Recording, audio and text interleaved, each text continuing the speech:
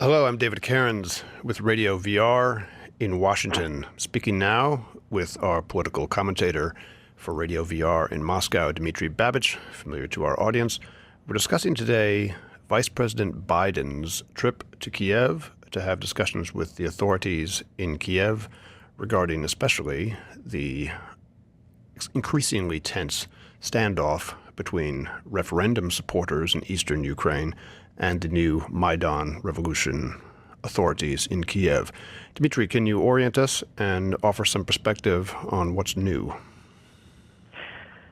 Well, Biden was expected to give some support to the new authorities in Kiev during his visit, but he went even further than expected. He again said that Russia was behind the protests in eastern Ukraine. He didn't scold his Ukrainian counterparts, his Ukrainian interlocutors in any way. He said that their actions were justified. He spoke in a sort of blurred way about some sort of decentralization. Let me remind you that the main demand of the protesting activists in the East is federalization of Ukraine. And to my mind, it's quite clear that federalization is needed because you see how different various regions of Ukraine view their future. Even now, when I read the Ukrainian nationalist press, and I have been reading it for 20 years, when this press writes about Donetsk, they use all sorts of insulting words, including the words like subhumans, talking about basically their compatriots, citizens of Ukraine who live in the east of Ukraine and who happen to speak Russian. So instead of healing these divides and alleviating the pain, Biden promised Ukraine, I promise, tens of millions for conducting the reforms, and also what he called non-lethal aid, which is basically a euphemism for providing some kind of military support. I noticed some of the figures that came out in the last few hours. Apparently $8 million in non-lethal military assistance for the Ukrainian armed forces, as you alluded to. Additionally, $11 million to help them conduct the presidential election that's forthcoming. There's other money. Apparently it was a $50 million pledge today. Can you describe what's going on in eastern Ukraine? The standoff persists for several weeks, or for over a week after these latest agreements in Geneva, which call for what exactly? Is the expectation that everyone in eastern Ukraine who's interested in a referendum will simply surrender their weapons, leave the buildings, and allow the Kiev authorities to rule the country, to appoint administrators, to abandon any idea of a referendum? Isn't that the fear of those who insist on some sort of greater federation and autonomy, that if they were to stand down, that the Ukrainian authorities in Kiev would only offer a presidential election and nothing more? Well, the problem is that the unrest in the east of Ukraine, the protests in the eastern Ukraine, were a direct consequence of Crimea's joining Russia, and Crimea's joining Russia was a direct consequence of the basically violent seizure of power, which happened in Kiev in February this year. The problem is that in Donetsk and in Lugansk, the two regions which are most likely to harbor separatist sentiment and who are the hotspots of protest activity in eastern Ukraine, both of these regions voted for Viktor Yanukovych during the last presidential election. And traditionally, Lugansk, Donetsk, also Kharkov, and Crimea voted for the candidate whom they considered to be pro-Russian, someone who would defend the status of Russian language in Ukraine. This was the case for 23 years since Ukraine became independent in 1991. Now that Crimea is no longer a part of Ukraine, the very fragile electoral balance that had existed before that in Ukraine, has been tipped off in favor of Ukraine's west. Mm-hmm. So the reason why people in Donetsk and Luhansk demand federalization is very simple. they don't think they will be able to influence by their votes, even if the vote at an upcoming presidential election is fair. There are many doubts about that, but even that vote, if that vote is fair, their voices won't be heard in Kiev because the west of Ukraine will just outnumber them, outvote them at these elections.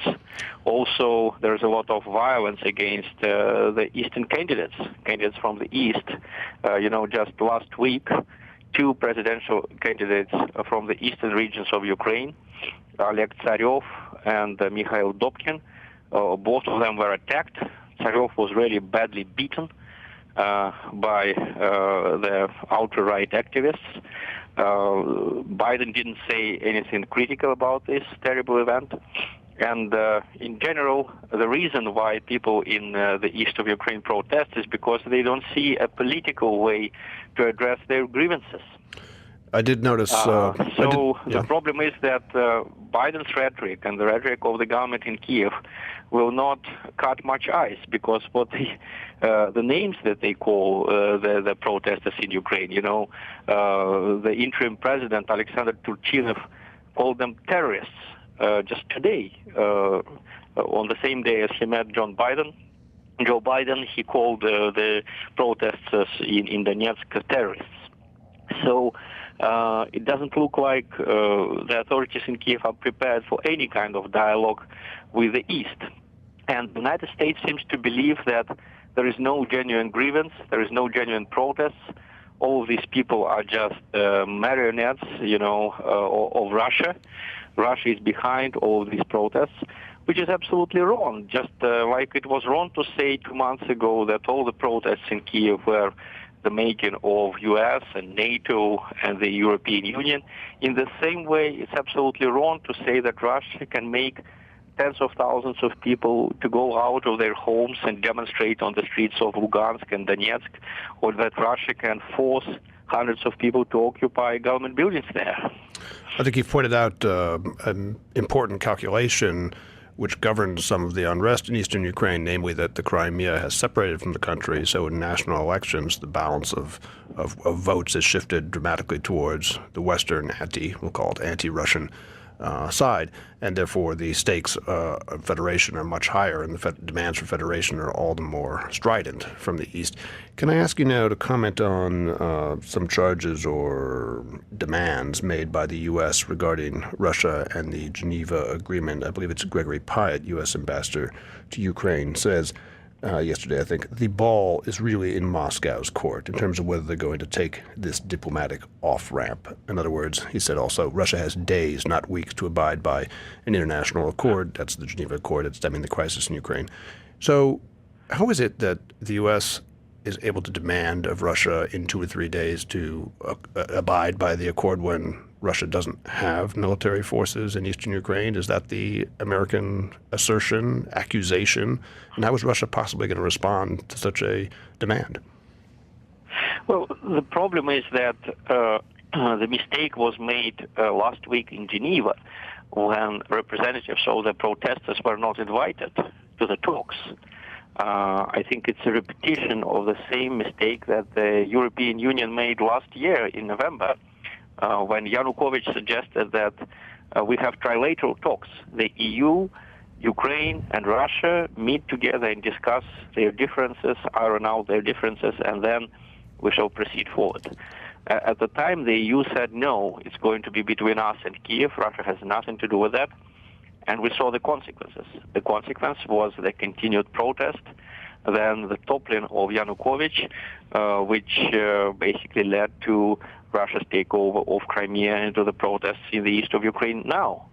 So these trilateral talks, with the participation of the United States, still took place in Geneva, but unfortunately 5 months too late. So when Russia suggested last week that the representatives of the protesters from the east of Ukraine should also come to Geneva, this offer was declined by the EU and the United States. And I think it's the same mistake that they made last year. So the United States grudgingly agrees to see its opponents, but only when it is too late. And it's quite clear that right now the U.S. officials, they just deny that protesting people in the east of Ukraine can be independent. They echo the accusations of the authorities in Kiev that these are all Russian agents. They have nothing to do with the people of Ukraine. They are foreigners.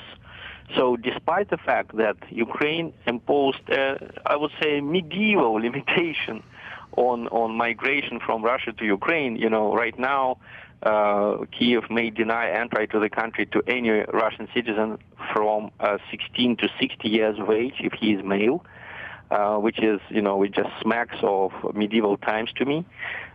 So despite that fact, they continue to say that these are all Russian agents demonstrating in the east of Ukraine.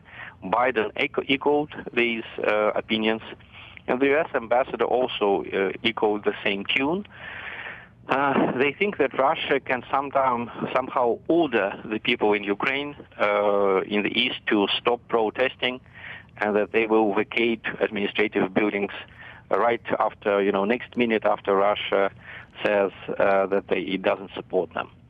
But I'm not sure it's the case, because these people are fighting for their own interests. They don't want to live in the country where the press can call them subhumans, where people in power, in the current government, not a single member of the government is from the east of Ukraine. They're all from Lvov, from Kiev, so from the west or from the center of the country. In this situation, it's quite natural that protests will continue until the authorities in Kiev and the West agree to some sort of compromise. But instead of compromise, we have threats of new sanctions against Russia. I think it's the same thing as penalizing Lebanon for the unrest that Palestinians do on the territory of Israel and Israeli-occupied territories. Russia may sympathize with these people. Russia may praise them in its media, but they are not Russians, and Russia has no way to interfere militarily and force the authorities in Kiev to respect their own people. I think we can probably safely add that the eastern part of Ukraine is aware of the danger of remaining in Ukraine if the IMF imposes what appears to be a very heavy austerity program in return for the loans they're giving Ukraine. That is truly a trepidation, a concern in that part of the country. I noticed that in Lugansk and in Donetsk, there's talk among the protesters of holding referendums regarding sovereignty, regarding federalization, regarding freedoms, if they should be an autonomous entity, etc.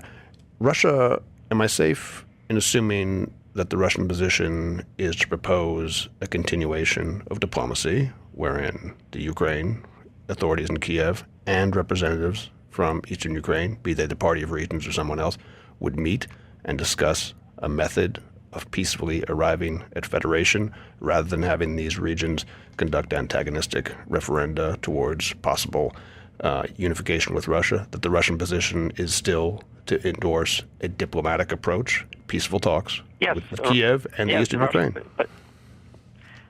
The Russian position is to endorse the diplomatic approach.